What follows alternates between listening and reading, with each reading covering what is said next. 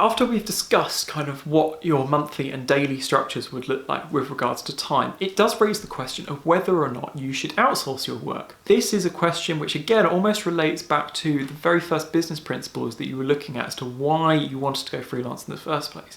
If your goal is to essentially establish an agency, whether that is an outsourced agency or whether you were looking to employ people, you are going to have to involve others at some point. In other instances, it might just be the fact that you don't have enough time in that month, or equally, one of the things that I experienced was the fact that you don't have the necessary skills, or indeed the time to learn the necessary skills in order to be able to specialize in another area of digital marketing. So I covered off in a previous lesson the importance of being a T-shaped digital marketer, so that you have a broad range of an understanding of a lot of different skills, but you are only specialized in one, maybe two particular areas. Now, this is the position that I found myself in, and this is the reason I decided to outsource all my Google advertising. So at the moment, about 5 of my clients have Google advertising alongside an SEO service. Having those services run side by side does help both, but what I was finding is that although I can run a Google Ads account, and although I can understand the ins and outs of a Google Ads account, what I didn't have was the time to be able to learn all the many changes that happen on it, and didn't feel, to be honest with you,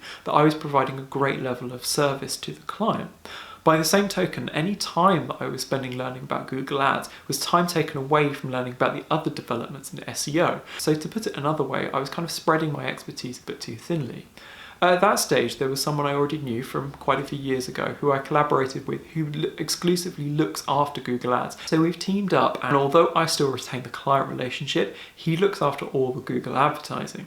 Now, in this instance, the client knows full well of his existence. It's not me pretending to know and manage their Google Ads account and actually, just sending it off to someone else. So from the client's perspective, it works really well because I can go into them and say, actually, I've brought in an outside expert. He knows even more than me about Google Ads, and so therefore it's a two heads are better than one scenario, which benefits the client because they're not paying any more to do that. But finding the right person to outsource to is a bit of a tricky job, if I'm honest. It's first of all finding someone which charges less than you charge the client, but ultimately you still need someone who is an expert in their field. Now, sometimes that can be a really hard balance to find, but there are people out there. It depends how much you can charge and subsequently how much they charge. In most relationships and the experiences I've had, the ratio of the sort of hourly split that you would give the person that you're outsourcing the work to is something along the lines of 60-40, sometimes it's 50-50. So it still benefits both people quite significantly. But that 40% that you might retain is essentially because A, you are still managing the client's relationship, and it also means it covers you so that if you do need to step in and do additional hours, which again, I've had to do in the past, if the work hasn't been sort of up to standard, then you are also covered. Secondly, it's making sure that you actually find someone who can do the job.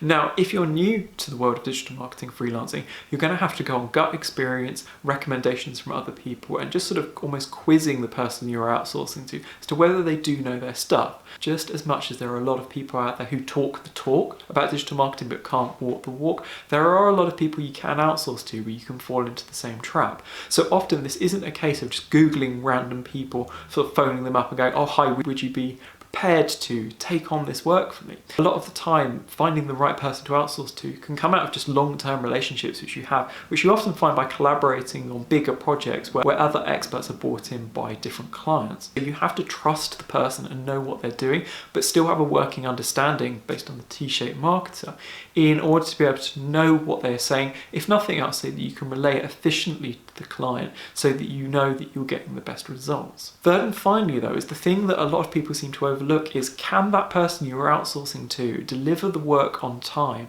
It might be great if they know their stuff and they might be doing it for a really good price, but ultimately if you're working on a monthly schedule, heck, if you're working on any sort of deadline, you need to be able to do work when you have said to the client that that work will be done by. There are a huge number of instances, particularly in the world of working with other freelancers, where that simply isn't the case. In a particular freelance capacity, because it is a lot more flexible than full-time work, there are a whole variety of different factors which can actually prevent those people that you are outsourcing to from being able to do the work on time. And that can leave you in a really tricky situation if they get to the end of the month, they haven't done the work, but you need to tell the client that the work has been completed. Now, sometimes that could be perfectly legitimate. They can be ill or injured, or there could be a technical problem which has affected their ability to do the work.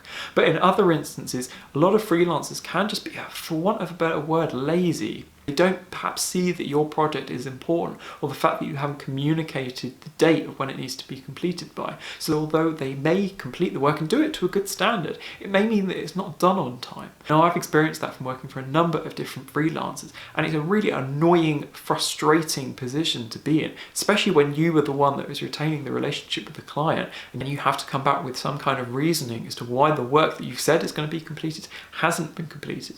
More often than not, in those situations, I've just done a long night and ended up doing it myself.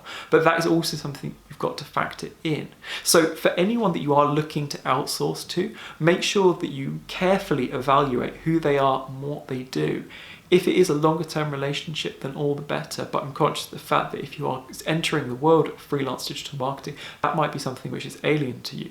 Now, one of the reasons I've put this course together is that by the time you finish this, you'll also have access to the Digital Marketing Union. Now, that is a group of other freelancers who I have personally built up relationships with over the last couple of years. And I can say for certain that they are very competent people who would deliver a very good quality service of work. So you can be kind of rest assured that were you to use any of these people, if you need to outsource at some point in the future, that therefore you shouldn't run into these problems, but you have that guidance going forward. Each one of you is going to need a different sort of team, as it were, in the background for all sorts of different eventualities and different services which clients might need.